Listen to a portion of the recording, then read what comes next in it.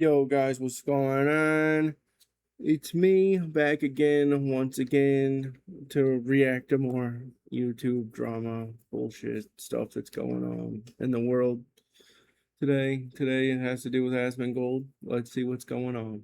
To the Liberal Hive Mind, a channel solely focused on exposing the I've never reacted to this channel before, but the link will be in the description to the original. abundant hypocrisy of the left. And here's the meme of the day, brought to you by 5mind.com. Well, we've got another doozy here, another clip from Asmongold that's going absolutely mega viral online and causing all kinds of controversy. But once again, you know, it's the same pattern. The more controversy generated by a take is usually less because the take itself is so horribly unacceptable and controversial, and more so because, well, the take is actually hitting an uncomfortable truth for the left. And frankly, I think it's a topic that we should probably switch on them. We should flip the script, because when you really dig down into it, when you dig down into what the left is actually up to, into the results of their policy efforts, they're the ones who are enabling.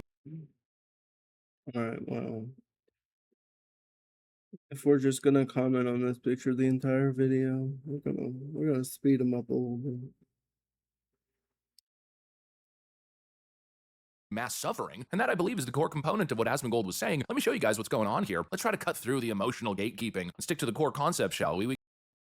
At least show the original clip that relates to this, because, like, no one knows what you're talking about.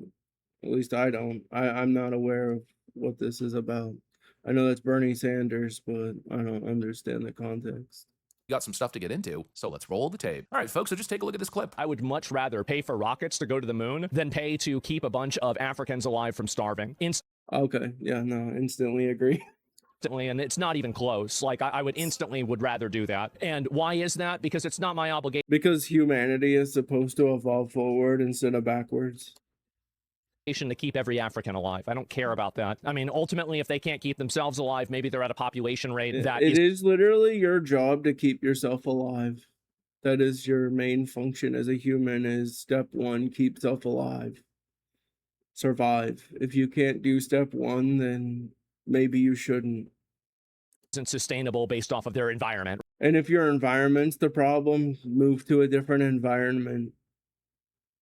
Like, just walk there. I don't know. Figure it out. Everybody else did throughout humanity, all of history. Everyone figured it out. If you can't, then I guess you're just supposed to die. Right? I mean, that's it. I would much rather spend money on space exploration than keeping Africans alive, or anybody else, South Americans or some other group of... Yeah, it doesn't even matter. Europeans, doesn't matter. Who cares? It's better to evolve forward than to go backwards in time. People, it's not my problem, and I don't. Why would I care? So anyway, no, it's about America first. And as far as I know, Africa's not in America, and we should stop sending money to Africa. I think that we should stop sending money to Africa. I think we should stop sending money to every country, not just Africa. Every single country, unless it's like a trade thing. But don't just send money for humanitarian reasons, because they're never gonna learn how to figure it out themselves if you just instantly... No one hands me free money. I go to work every day. I go to work every day. I don't just get free handout money. I go to work and then I pay for all my stuff. I hate it, but they make me do it. But Africans are getting free money and I'm not? That's fucking crazy, dude. And it's my money they're sending them, because I'm paying the government money with my paycheck. So, yeah, like, where's my free money? I think that it's actually hurting them. I think that what's happening is that when we send money... Yes, it's hurting them, because if you give people fish, they're never going to learn how to fish. To Africa, the money ends up being stolen by people who are, the warlords there. Now, if you gave them the ability to fish, no, that's a different story, but you're just giving them the fish. And they're like, oh, we don't have to work for the fish. We just get the fish. We sit here and the fish shows up. Well, yeah, that's how no one ever learns to help themselves if you just hand them the fish.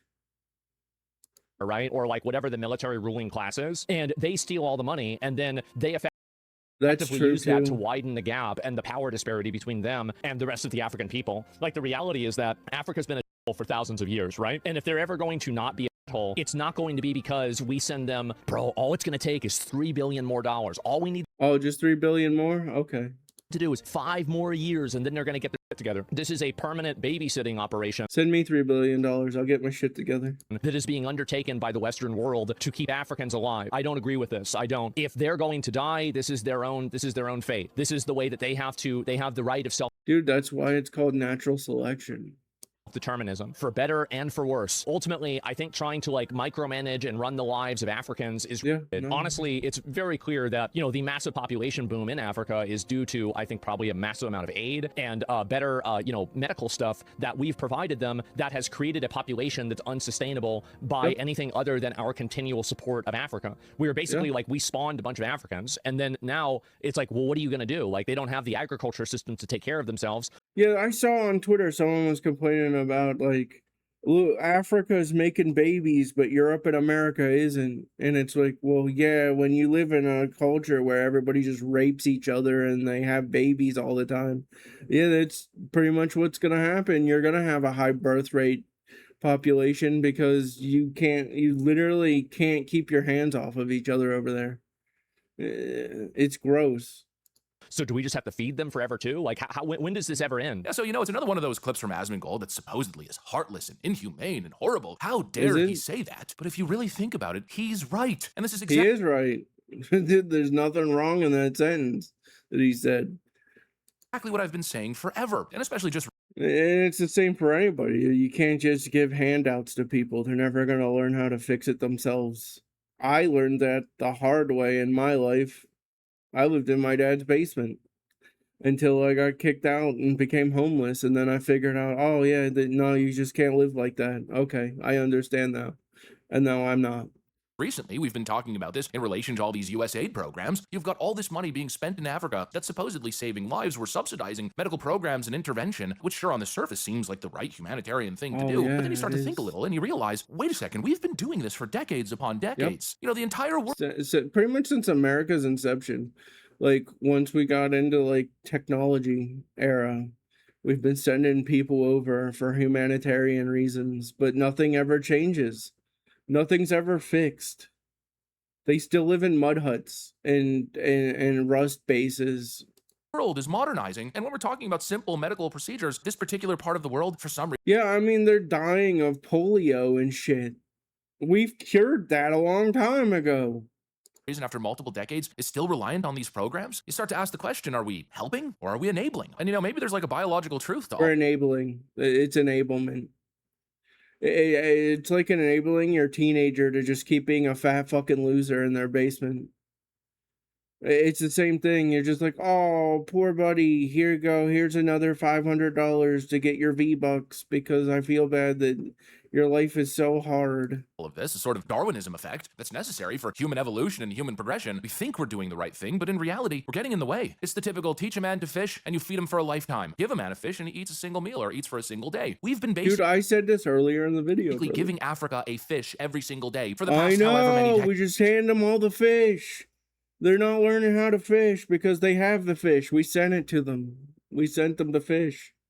And it's clearly created a sort of reliance and dependency, and especially a leadership dynamic where they don't have to. They don't need to do the right thing, get their act together, build the systems that are required. The greatest story in history is if you teach a man to fish, he'll fish for life. If you give him a fish, he has a fish. Self-sustaining and do for themselves. Instead, the same corrupt actors can stay in power and simply just rely on all the American aid. How is that progress? It seems counterintuitive, but the left tells you, well, we're saving lives. And this is where the conversation becomes maybe a little bit morbid or cryptic. You're making more lives more inconvenienced because they don't know how to better themselves, because they're just waiting for you to hand them something. Utilitarian, maybe that's true in the short term, but is it the right thing to do in the long term? Are we doing the right thing? You know, you look at Western history and it's filled with tragedy.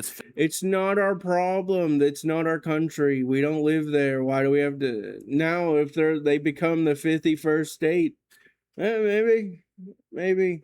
will get their shit in line. They have to abide by our rules and stuff. Maybe, but no one's gonna have that conversation. Filled with events of near mass extinction, plagues and wars and famine. That's awful. Millions It's a upon horrible millions of people died on the European conversation, man. continent throughout just the last 3, 4, 500 years. Look at European population numbers just through the last 2 world wars. A quick Google search tells us that World War I and World War II caused an estimated 90 to 105 million deaths combined. And then what followed? The greatest era of prosperity and progress ever known to mankind. It feels almost as if, looking at the developing and third world, we're almost depriving these places of even having an opportunity to follow suit. Yeah. I think we could kind of chalk it up to white savior complex. This white savior complex. We're going to save the world from its We don't problems, need to but in save the reality, world. foreign Let the world nations save need to work itself. through their own problems. And I think that's probably one of my biggest critiques of mass migration and the refugee system of the West. You have these places that are completely embattled, these places that are in the midst of civil war, places with political and economic instability. And our solution to those problems is to open up the door for all of the good people and all of the people who are required to stay in those home nations and to fight for a better and more free and prosperous future. Our solution is to take those people out and bring them into our country, leaving the host nation with nothing but the bad guys and the oppressed masses. How does that make sense? Yeah, that doesn't Immigration even is make very sense important. because We you need to can't take do all that. the most talented people from all of these developing How and are we third gonna world do nations that? and bring them here. All the How are you doctors gonna and prove lawyers and that? engineers, Yeah, all the people who yeah. are supposed to be in their home countries working to develop and progress their home nations. Let's take them all in and soak them here. And sure, to an extent, there's an economic argument as to why that would be beneficial to us. But is it beneficial for the globe? Is it beneficial for global stability and global markets? No. Is it beneficial, again, for the host nation? Are we doing what's humanitarian or are we doing what's self-serving? What makes us feel good and warm and fuzzy Yeah. inside? What makes us more globally That's what everybody competitive? We don't does. stop to That's ask what these every questions. human does. Instead, we just think with our emotions. And it's also counterintuitive as well because we claim that mass H-1Bs all and they mass care migration about. is necessary for Making the country's themselves feel good advancement. But about then, like themselves. Asmongold said, instead of spending resources building rockets and advancing future technology, we spend money on foreign aid and we spend money on entitlement programs. We spend endless amounts of money on the unproductive masses instead of actually progressing, instead of spearheading the nation forward. We spend money on destabilizing foreign countries. It all just seems misguided that's the and American backwards. way. Most of it completely illogical. We're not helping, we're perpetuating, we're subsidizing broken systems and authoritarian governments. And so, to the point that I was making in the intro, I'm less offended by the fact that Asmongold has the courage to say the truth and more offended by the harm that we continue to perpetuate across the globe under the guise of foreign and humanitarian aid. Anyways, that's what I got. Thanks for watching, and I'll see you on the next one. Yeah.